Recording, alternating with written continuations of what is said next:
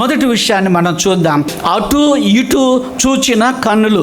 దావీదు పడక మీద నుండి లేచి రాజనగరి మిద్దె మీద నడుచుచు పైనుండి చూచుచూ ఉండగా, ప్రియమైన దేవుని బిడ్డలారా, దావీదు కన్నులు పైనుండి చూస్తూ ఉన్నాయి. ఎడమవైపు చూశాడు, కుడివైపు చూశాడు, ముందు వైపు చూశాడు, వెనక వైపు చూశాడు. అప్పుడు యుద్ధం ముమ్మరంగా జరుగుతూ ఉంది.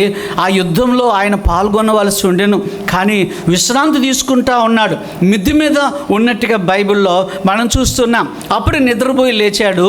ఆ చల్లని గాలికి ఆయన అటు ఇటు తిరుగుతుండగా ఏం జరిగిందో మీ అందరికీ తెలుసు. నేను మళ్ళీ ఆ కథనం ఏమి మీకు చెప్ప అవసరము లేదు. కానీ దావీదు ఇటు అటు చూసినందుకు దేవుడు ఒక మంచి బెత్తం తీసుకొని వచ్చి బాగా కొట్టాడు డేవిడ్ని. ఎంత బాగా కొట్టాడంటే పిల్లవాడు చచ్చిపోయేదాకా దేవుడు దావీదును శిక్షించాడు పాపం చేసినందువలన. ఆ దావీదు కన్నులు అటు ఇటు చూసిన కన్నులు, వాండరింగ్ ఐస్ అని చెప్పుకుంటున్నాం. ఇంకొక విషయాన్ని నేను చెప్తాను.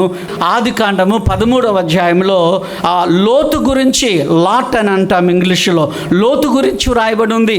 ఆయన సొదొమ గొమొర్రా వైపు చూసినప్పుడు అది ఐగుప్తు దేశంలాగా ఆయనకు కనిపించిందని, అటువైపున ఆయన ఆకర్షితుడయ్యాడని బైబిల్ గ్రంథంలో మనం చూస్తున్నాం. సొదొమ వైపు ఆయన చూచి సొదొమ వైపు వెళ్ళి అక్కడ గుడారం వేసుకున్నట్టుగా దేవుని వాక్యంలో మనం చూస్తున్నాం. ప్రియమైన దేవుని బిడ్డలారా, ఇంకొక విషయాన్ని మీకు మనం చేస్తాను. పాపము అనే మాట భూమి మీద లేదు. ఎప్పుడు లేదని అంటే ఏదేను వనములో ఆదాము హవ్వలు ఉన్నప్పుడు పాపము అనే మాట లేదు. పాపం అంటే ఏంటో హవ్వమ్మకు తెలియదు, పాపం అంటే ఏదో ఆదాముకు కూడా తెలియదు. సిన్ అనే మాట వాళ్ళు ఎప్పుడు విని ఉండలేదు. కానీ హవ్వమ్మ కళ్ళకు ఒక మంచి యాపిల్ కనపడింది కదండి.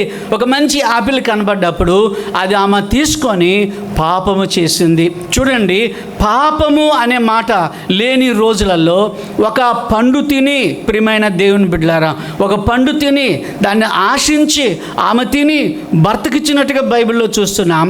పాపము లేని రోజులలో ఈ చూపు ద్వారా ఆమె పాపం చేసి దేవునికి దూరం అయిపోయింది. ప్రియమైన బిడ్డలారా, మనం కూడా కళ్ళతో చూసింది ఏదైతే ఉందో అన్నీ ఆశింపకుండా ఉండాలని దేవుడు కోరుతా ఉన్నాడు.